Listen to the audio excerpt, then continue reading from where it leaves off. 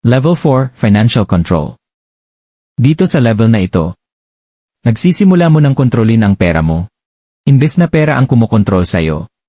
Dati, kapag may dumating na pera, gastos agad. Bili agad. Check out agad. Minsan nga, bago pa dumating ang susunod na sahod, ubos na agad ang natira. Pero ngayon, may nagbago na. Hindi ka na basta-basta bumibili dahil lang gusto mo. Nagsisimula ka ng huminto at magtanong, kailangan ko ba talaga ito? Makakatulong ba ito sa future ko? Pasok ba ito sa budget ko? At alam mo ba? Dito nagsisimulang mabago ang maraming buhay. Hindi dahil lumaki ang sweldo, kundi dahil natutunan nilang kontrolin ang paggastos. Kasi ang totoo, hindi lahat ng kumikita ng malaki ay umaasenso.